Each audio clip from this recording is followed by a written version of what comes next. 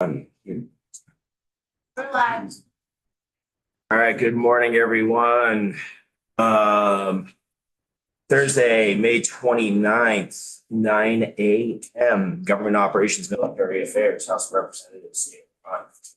How is everybody? So we are picking up work on H472, an act relating to professions and occupations regulated by the Office of Professional Regulation, aka OPR. And we have some amendment language to review and take positions on. Let's start with, because we discussed one pretty much in great detail, which was the removal of the licensure language around early childhood educators. And the only other piece on that was adding to changing the language around the mental health officer on how the position is designated. So let's take a peek at that real quick if we could. Council, could you?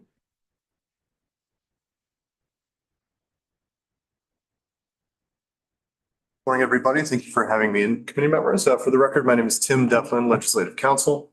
Indeed, this is the first amendment is drafted from the 28th, 1.2, and it's from various representatives of this committee.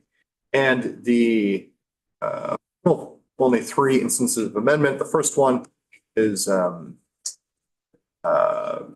replacing the word exempt with classified with regard to that one position that's being created at OPR.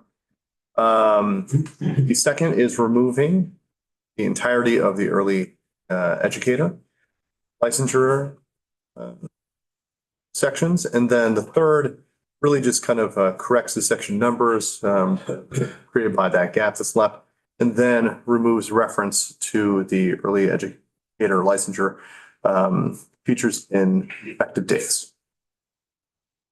Okay.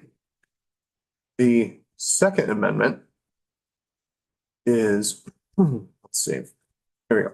This is being brought forward by Representative James and Sibilia. And this is offering additional to amend the first amendment we just spoke of by inserting an additional fourth instance of amendment. And for context, I think it's useful to read the part of the bill itself. And I'll just read out loud so that committee members don't have to pull it up. But this is under OPR fees and fund management, section 1, which will modify 3 VSA, section 118, that is the collection and disposition of revenue. And we'll add a new subsection C, which reads, the Secretary of State shall have authority to collect and deposit into the Secretary of State Services Fund revenues generated from optional services offered in the normal course of business, including for one-time or periodic sales of data by subscription or other contractual basis. And so the newest amendment from Representatives James and Sibilia will essentially create a report back on the first few months of collecting data of sale of such data. It will add section 1A of session law, which will read Secretary of State report revenues from sales of data, the substance of which starts on line 10, and will read, on or before December 1st, 2025, the Secretary of State shall submit to the House Committees on Energy and Digital Infrastructure, on Government Operations and Military Affairs, and on Ways and Means, and to the Senate Committees on Finance, on Government Operations, and on Institutions, a written report detailing the revenues generated from optional services through sales of data, as authorized pursuant to 3 VSA 118C, what I just read, including the categories of data sold. That's it.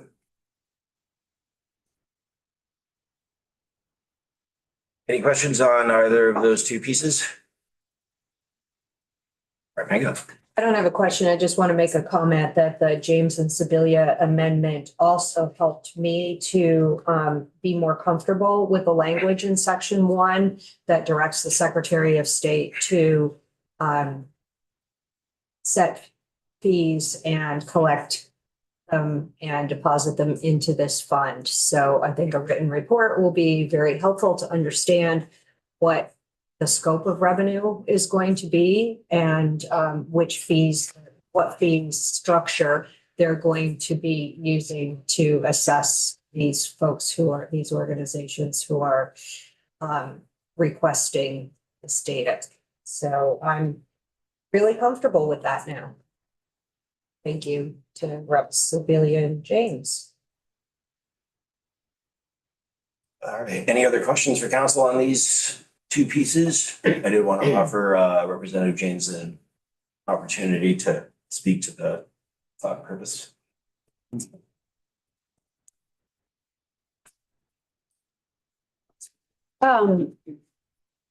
Thanks for having me. I'm Representative Kathleen James from Manchester. And thanks for considering this amendment. The only context I wanted to add is that we have been taking testimony this year. You know, energy and digital infrastructure is a newly reconstituted committee. So we have new members and a new jurisdiction, and we're all getting up to speed. And one of the topics that we've been taking testimony on, especially in the latter half of the session, is the extent to which some of our state agencies share and sell our data. This is, you know, in many cases, for example, the Department of Motor Vehicles, and also in the Secretary of State's instance, it's data that's already by law publicly available, right? It's public data. They're not doing anything illegal or wrong by sharing it. But I think we also all probably have an interest in understanding the extent of that practice. Who's sharing it? Who are they sharing it with? What happens to the data after they share it with whoever they're sharing it with? How much money are they making? Where does the money go? And that's been, it's been a really interesting line of inquiry and a little bit harder actually to get our hands around than I would have thought or hoped. So we're going to start pounding on this. Again, not because I think anything nefarious is going on, but because I think that we all deserve that information. And maybe there's legislative action we need to take in the future, especially to see where the data goes after it goes to where it's going. That's an issue I'm really curious about.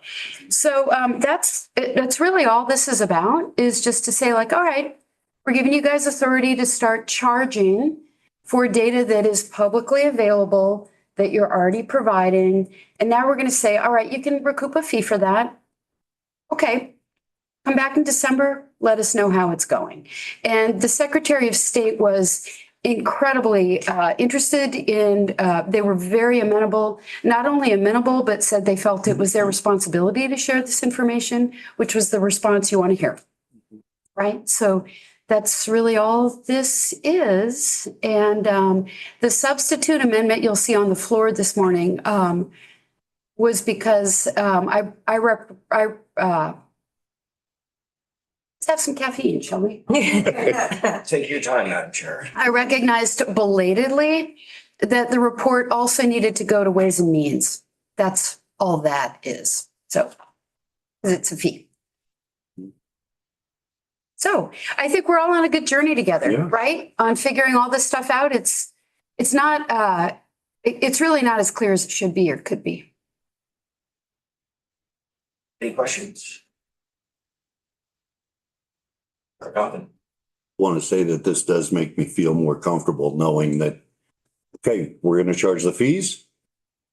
How are they affecting everything? And we'll get the information from it so that it's not just blank at that point. Yeah. So I like it. Yay. Our hope next year is actually to start getting this information in a much better, clearer way from like DMV. Judiciary sells public or shares, sorry, not sells, shares publicly available data on things like for like criminal background checks. So again, I'm not trying to cast shade. It's just like, let's all try and figure this out. Okay, thanks. Thank you so much. Thank you. All right, if there's no further discussion on this stuff, I want to take our informal position. So we'll start with I guess because it's in front of it, the James Sibilia amendment. Straw polling, thumbs for favorability. That is 1, 2, 3, 4, 5, 6, 7, 8, 0, 3. And then the Byron et al. Amendment, which makes up the plurality of our committee. Favorability thumbs. That is an 803. Okay, ladies and gentlemen, that's OPR. Right. Up next, let's do. Actually, do we want to do 23 real quick? Rick, do you have somewhere to go after this? This one looks like it's gonna be quick. I'm free right now. Let's do this. Yeah, let's just bump you up right now for the sake of everyone's. Rick Sagal, Office of Legislative Counsel. During my due diligence reviewing S-23 last night, my eyes getting red from staring at the screen all day.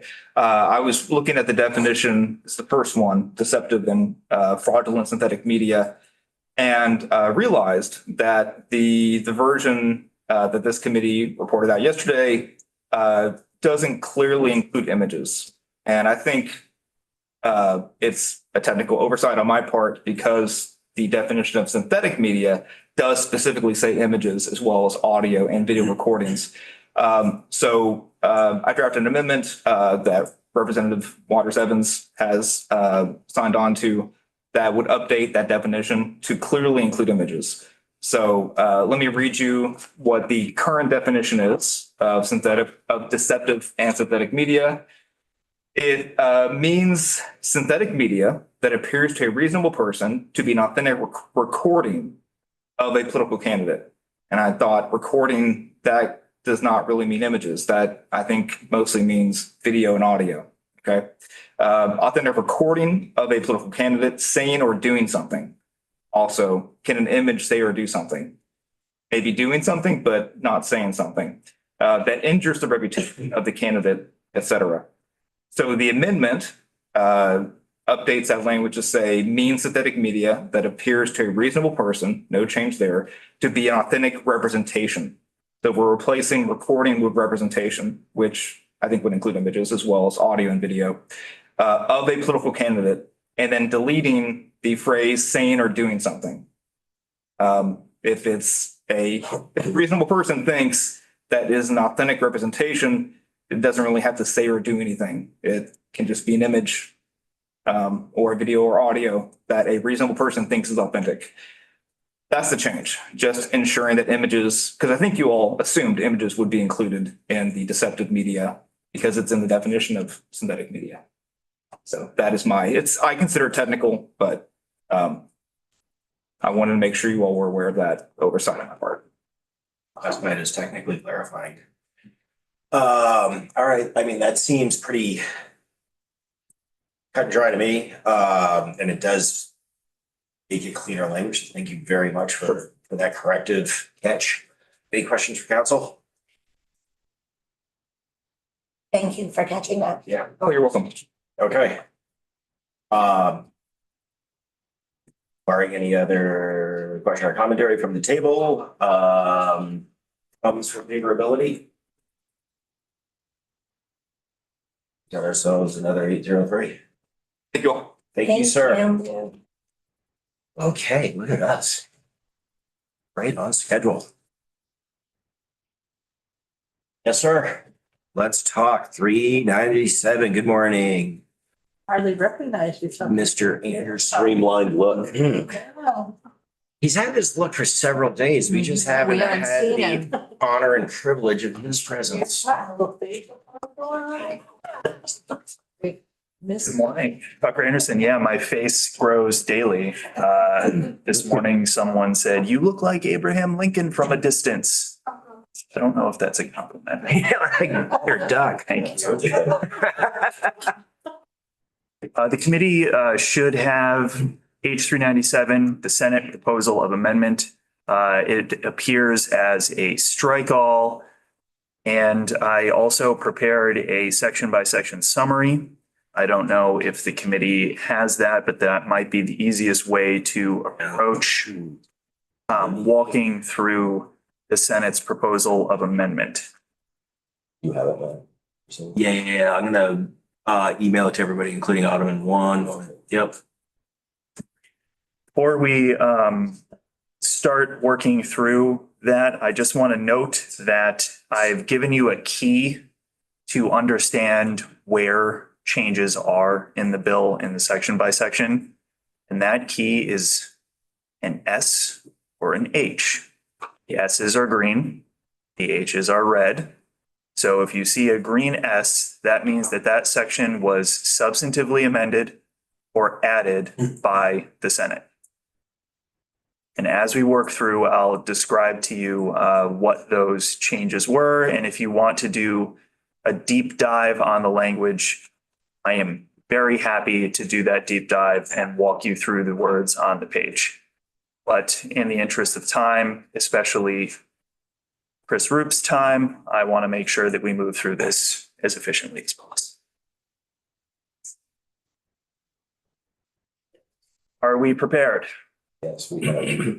All right, so section 1 amends 20 VSA, section 3A, the duties of the Division of Emergency Management. And the Senate actually condensed down some of the duties as they passed out of the House. And the only duty that they have left back in there from the House version is the requirement for an annual report in front of your committee and Senate Government Operations concerning updates to the all actions in the all hazards mitigation plan. There was an additional subdivision as passed the House that the Senate removed. In section 2, they amend section 41 of Title 20 related to the State Emergency Management Plan. As you may recall, there were some requirements that your committee added to this section related to municipal planning, particularly around things like parking during emergencies and mandatory check-ins on vulnerable populations. The Senate removed that language, and instead of requiring the division to do targeted consultation with a list of state agencies and third parties such as VLCT, they built in a broader requirement that in the preparation of the plan, that the division consult with relevant stakeholders. So a broader community rather than a specific list.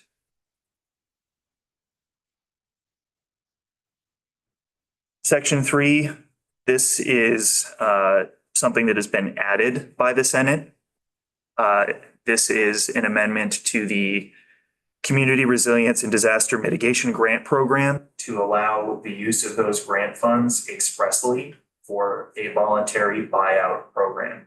As you may recall, this committee proposed adding a new section 51 to Title 20, which stood up an independent voluntary buyout program. It was attached to some proposals for grants from the pilot fund going into what is now known as the Municipal Grand List Stabilization Fund. All of those other pieces moved in the budget. So Senate GovOps took them out of this bill. And instead of having the standalone voluntary buyout program, it has been incorporated as an express use of the current grant program for community resilience and disaster mitigation.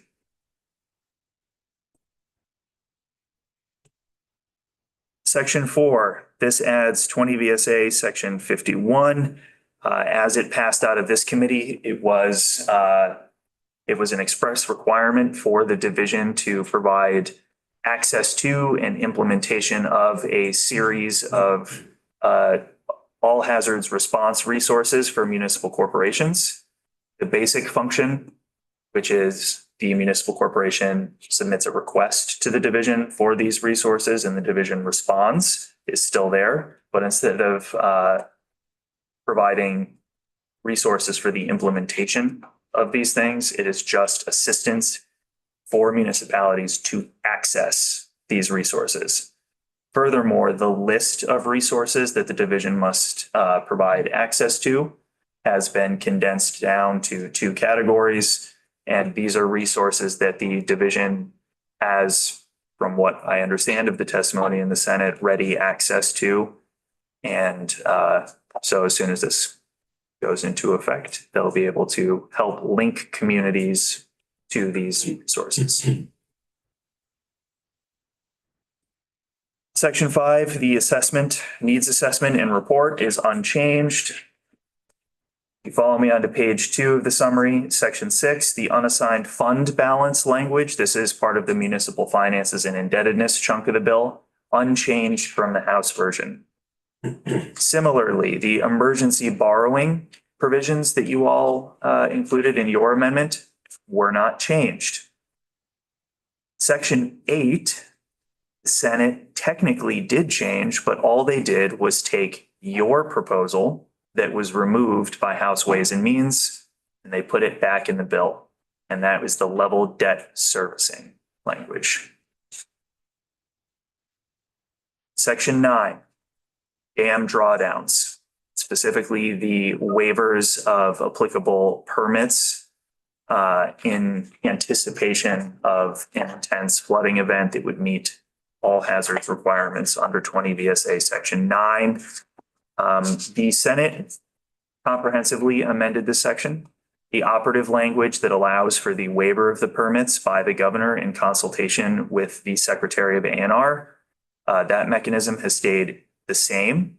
What the Senate changed was first separating this section out because it is not, in fact, an all hazards response, because the drawdowns have to happen 2, 3, 4 days in advance of the flooding event.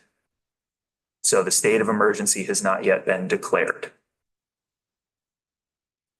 Evaluating that, they gave the director of the Division of Emergency Management the authority to actually assess whether there is a reasonably anticipated flood event that would cause substantial injury to persons or property. So the director of the division makes that assessment, and then the governor, in consultation with the Secretary of A&R, issues the order that would waive applicable permits. It is still up to the dam operator, if those permits have been waived, to actually perform the drawdown. And as the Senate heard from many people, there are overlapping and underlapping federal and state laws that impact the decision to actually draw down the waters in the dam in advance of a storm. In addition, the Senate heard testimony about the potential impact and interaction with federally regulated dams. Those are your power generating dams primarily. They were called FERC regulated dams. So there are some call outs that are specific to those dams in here. And we can say that they are distinct and in some cases separate from this process. In addition, dam operators, before they can actually act under these permits, will have to have a plan in place, and the summary lists out the specific minimum requirements for that plan. It is a fairly comprehensive list of the floor for the plan. Any dam operator that already has a plan that meets these requirements in place is not going to have to get a new one. But if you don't have a plan, you'll have to have one before you can draw those waters down. All right. You could not help yourself. I'm gonna have so much fun with I was this. just thinking of some of these puns that. Mind racing. Section Council, please proceed. Section 10 of the bill contained the extension of flood abatement. That passed in another bill, so the Senate removed it. Sections 11 through 15 are unchanged from the House version. You may recall that House Ways and Means added a local option tax revenue shift to this bill, shifting from 70-30 split municipal pilot to 75-25. The Senate did not change this, and they did not change any of the conforming charter amendments that were required to allow Burlington, Montpelier, Middlebury, and Williston to also access the 75-25 split. Sections 16 through 19 are all new, and I can just flag that they are technical corrections to the name of the Division of Emergency Management. So as duties and authority of the division were being shifted and changed both in this bill and in a few other bills. It was flagged both by JFO and our office. Hey, there actually isn't a consistent name for this division in statute. And we have a statute that tells us exactly what the name of this thing is supposed to be, but we haven't conformed any of our statutes to that name. So now officially in Vermont law, the division will be called the Division of Emergency Management, which is within the Department of Public Safety. But colloquially, they may also be called Vermont Emergency Management. And that was preserved so that they don't have to change any of their branding.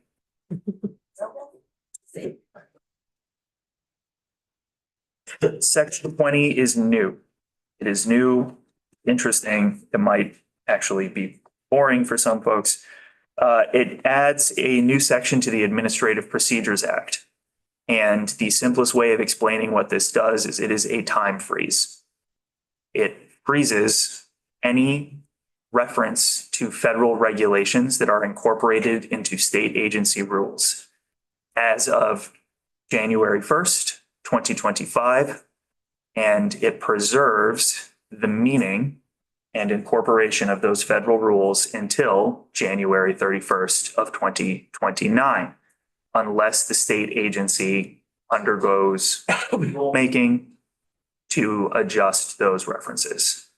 So essentially, this is taking a dynamic field at the moment, federal regulations, which may be repealed or amended, have been repealed or amended.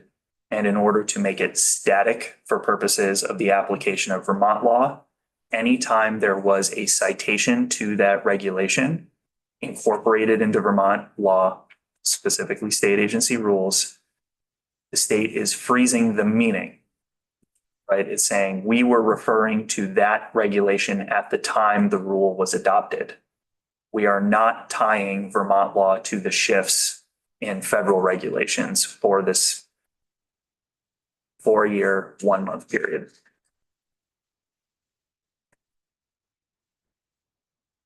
Brett Moore. Can we do that? Yeah.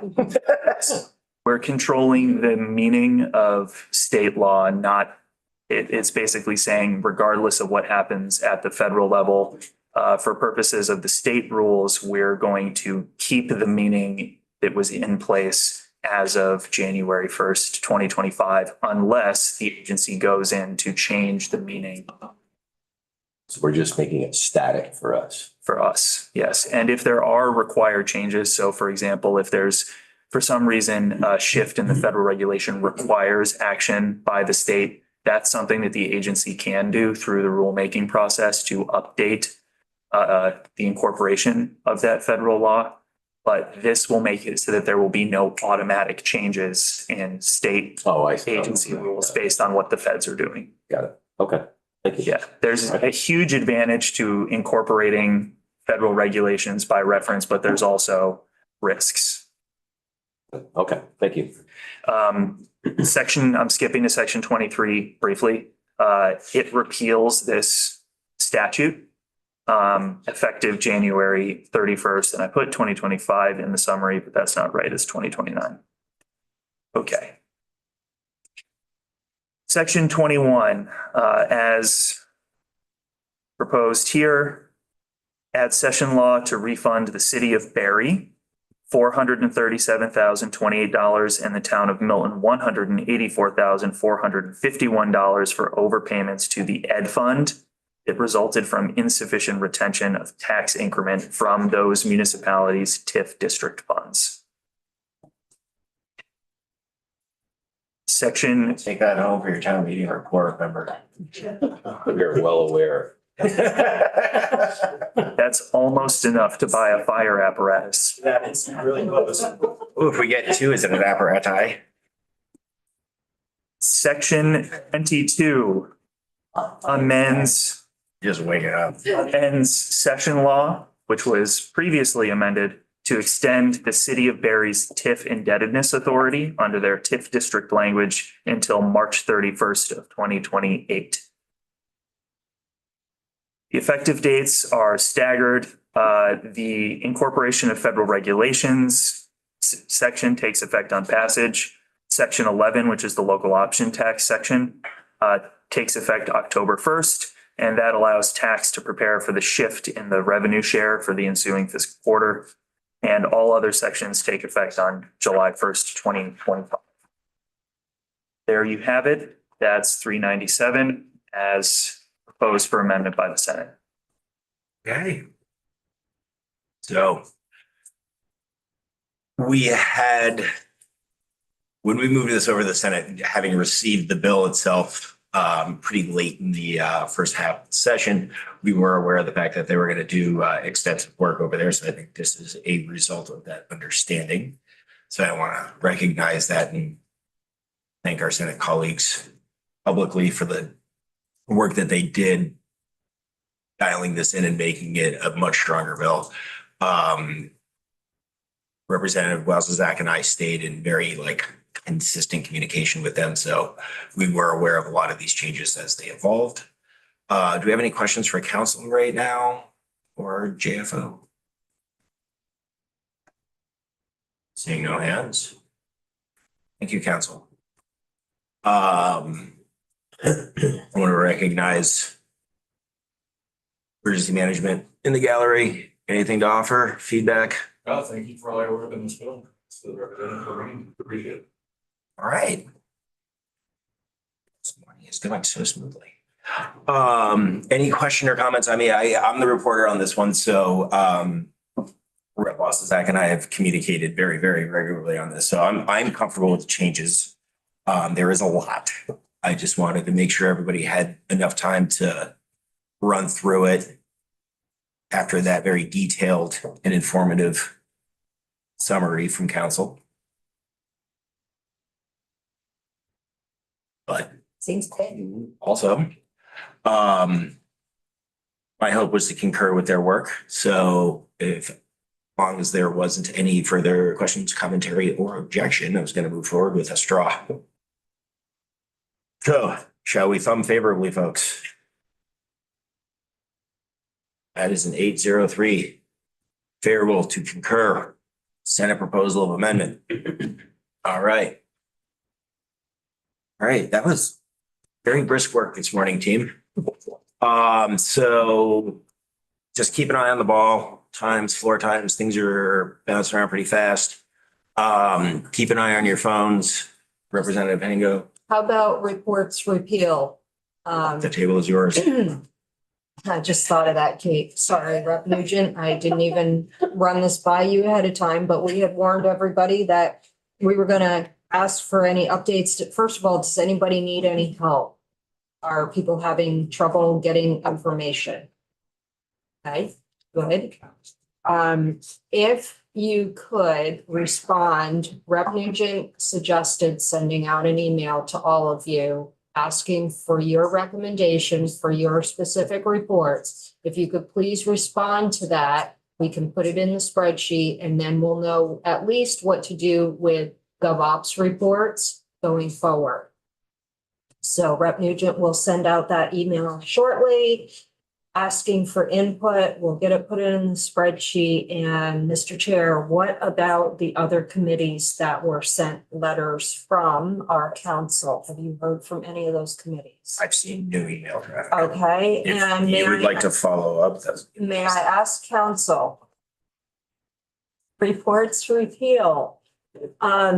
I understood that 3 letters were to go out to 3 different committees. Yes. And have you gotten any feedback from any of those committees? I have not.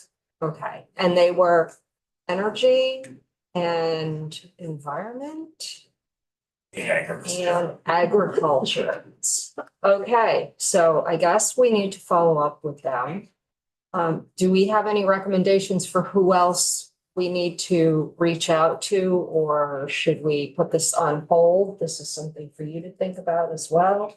Do we put this on hold until the start of the next session? I would like to confer with the office. before making that Okay. Decision. All right, great. So, thank you. Rep. Pismo.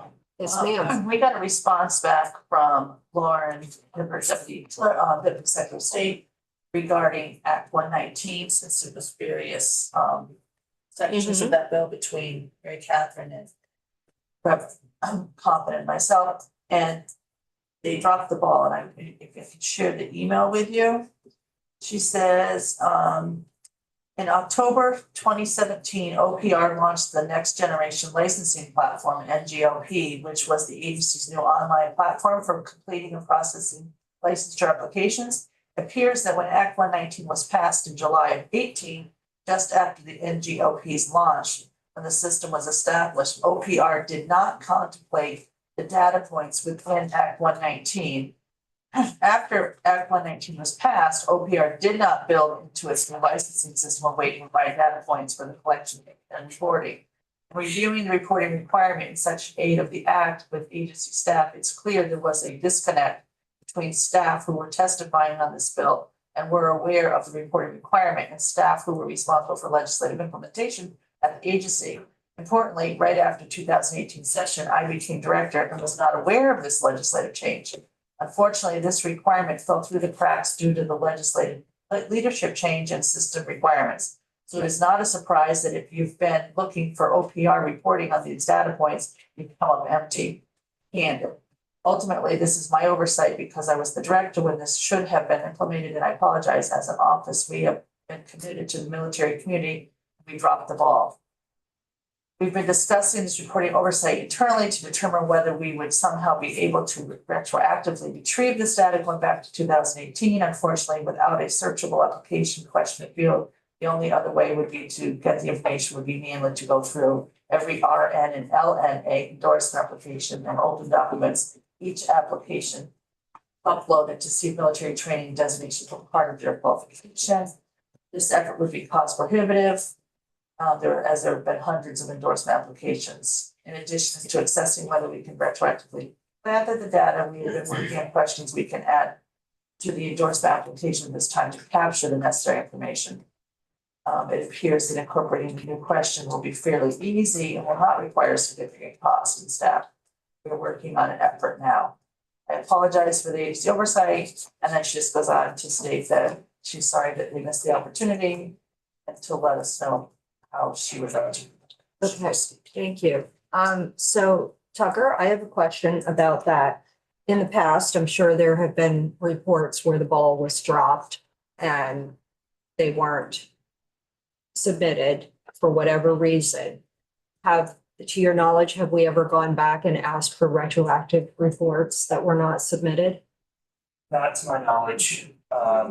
I will say that Senate Government Operations looked into all of these reporting requirements last biennium as part of their review of reports due to government operations, and their suggestion moving forward was to take the 4 separate military licensing reports that are due for different agencies and instead have one reporting requirement. We can't remember who they suggested to be the lead agency, but their view was prospective to kind of reduce all this down to one report, make sure that they're getting the information moving forward, and then to come back in 5 years to see whether the report should be maintained in perpetuity. Okay, so perhaps Ms. Hibbert knows who that report was requested to go to, if Senate GovOps directed them to do so. The bill was, that was their response to the reports for field survey that was sent out in 2024. And that bill was never introduced by House Government Operations Committee. Is there a way to find out who that lead agency was, or should we just designate a new lead agency? I would suggest the latter as the way. Okay, so if you want to communicate with Ms. Hibbert and see what they think might be the best lead agency to ask, and then I would say you would make your recommendation be to going forward, have this report delivered at least for the next 5 years until there's another review that's done. Does that sound reasonable? Anybody else have any input or? That'll affect Rep. Morgan's Also, because he has part of that 119. Rep Stone. So is Rep Stone. So you might want to copy Rep Morgan, Rep Stone on your email back to Ms. Hibbert. Okay. All right, anybody else have anything on reports repeals, or are you ready to? Just sent an email to Jen Morrison on those, Okay. so we'll be looking at that. All right, so if you can just reply back with one of three choices to Rep Nugent's email. And Tucker, is it possible to resend your request to those three committees and copy Rep Nugent and myself on it so we're aware? Thank you so much. I think that's all I have. What about you? Anything else? Do folks need an extra email or, is it clear what we're doing? If you just send me I your, think there are people who aren't here, so good. probably a good idea to put everybody on it. Rep Pincinel? Just looking at today's agenda, we just got a message that, just reading, I just sent it out, forwarded it to everybody. That, What bill is it about? it's about our floor today. If we have S-124 and HR-9 as the votes with the recess until about 1. I'm just wondering if we don't take very long on the floor, can we move up our this afternoon, as we go back on the floor at 1? Should we consider moving? I gotta go talk to council about the cannabis bill. So we're gonna have some amendments on that, some things to talk about. So I think I wanna maintain that block of time for that, but I need to, once I finish running through the floor report for 397, I gotta track down council on 321. So let's leave it at Leave that 2. block. I And just, appreciate that, but we do have a notable amendment being drafted. I just wasn't sure how long we'd be on the floor at 1. we don't know. There's kind of no way to know that. So keep watching the agenda as it will change, just like you were watching the sign on the podium yesterday for floor time.